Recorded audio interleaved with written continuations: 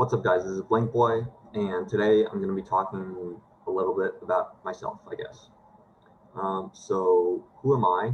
Um, I'm some guy who's interested in typology.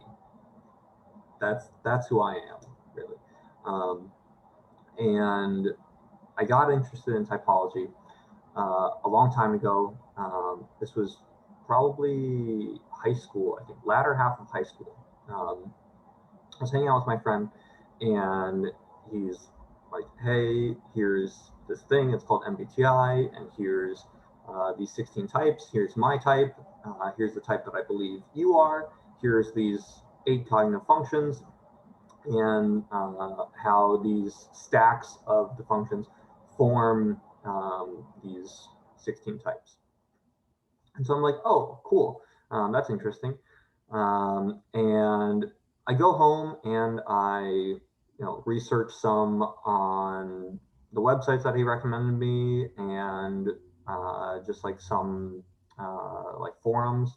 Um, and I end up doing this for a while. I come back to him and I'm like, "Hey, I know that last time you said that I was this type, but I really think I'm actually this other type."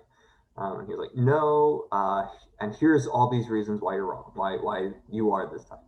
And I was like, I don't really think I'm that type. And he's like, "No, don't you want to be that type? What's wrong with being that type?" I'm like, "No, I just honestly don't think that I am that type." Um, and this went on and on. I continued, looking things up online, and talking to him. This probably went on for like a year, maybe 2 years. Um, and we were arguing this whole time, not just about my type, but about our mutual friends' types, about our families' types. He knew my family, I knew his family. Um, so for a long time, we're just arguing about all these people's types. And I really think that was like invaluable experience, because I do think I think it can be so dangerous to get into this stuff by yourself, because by yourself without having anyone to challenge you on your typings of your friends, your family, all that. um, it's really easy. It's really easy to just like work your way into your own little rabbit hole of an understanding, and yeah, just like a weird stereotyping mental space. But having someone to actually challenge me on all my ideas, all my typings, I thought that was great. Michael, if you're watching this, I am so grateful that we did that for so long. Um, and I really think if you can, if you can, get into this with someone else, with a friend, someone who is not just, I don't know, groveling at your feet and saying, "Oh yes, you know everything, I know nothing," but someone who's actually critical of your ideas. I think that was so great, that we did that. Um, so that's, yeah, sort of how I got interested in typology. Um, then there's, why do I make videos? So to talk about why I make videos, I think we have to go back to sort of the two schools of thought in the personality typology community. I've had a couple public debates about this, about the, I'll call it the phenomenological existence of type, um, about whether or not what we're talking about is some real empirical phenomenon, or whether it's just a bunch of people laying their mental models on top of human behavior, on top of behavior, but also human cognition, just something that is far too complex to be adequately modeled, at least adequately modeled with these rigid type systems. So there's the one school of thought that states that there are many traits that people vary across interpersonally, um, and they all uh, end up forming bell curves in their distributions, and to use any one of those traits um, as a means to type someone is no more than choosing some arbitrary threshold in the middle of that bell curve where you create a cutoff point, um, and saying, okay, anyone who lies on this side of the bell curve, you're one type. Anyone who lies on that side of the bell curve, you're this other type. And it would be very artificial to do that.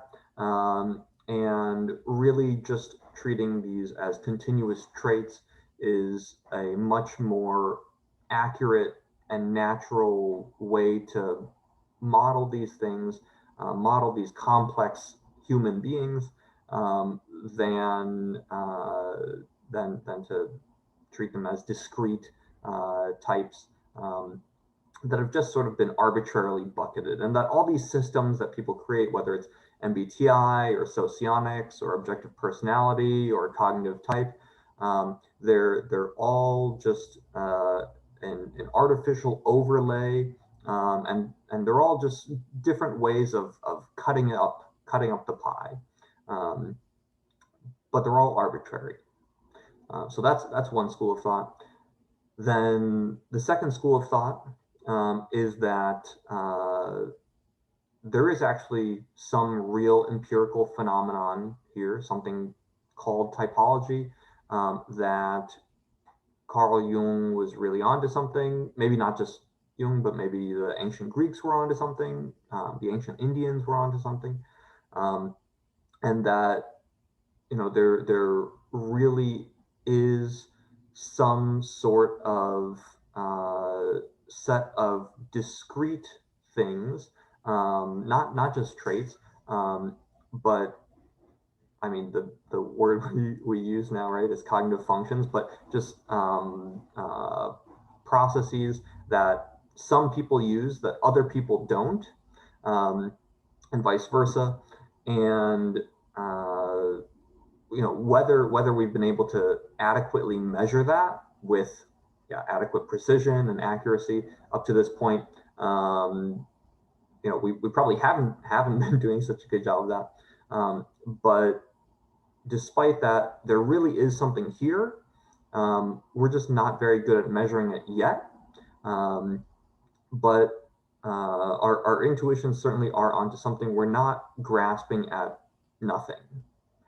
So that's sort of the second school of thought, and I would say that I certainly fall into the second bucket there. Um, so and I think everyone who's interested in this stuff does generally have the sense that generally has the sense that questionnaire style typing isn't really very reliable or valid. I want to make a future video going into some of the literature on that. Even I think people who have not personally had to deal with questionnaire data, I think they also sort of have this intuition that self-assessment style typing really not that great. And there's got to be something. There's got to be something better than that, to help us determine the types. And so coming back to why I make videos, I think a lot of people do enter this space for funsies, for the memes, for just like a fun way to hang out with your friends, get to know people better, get to know yourself better, what have you.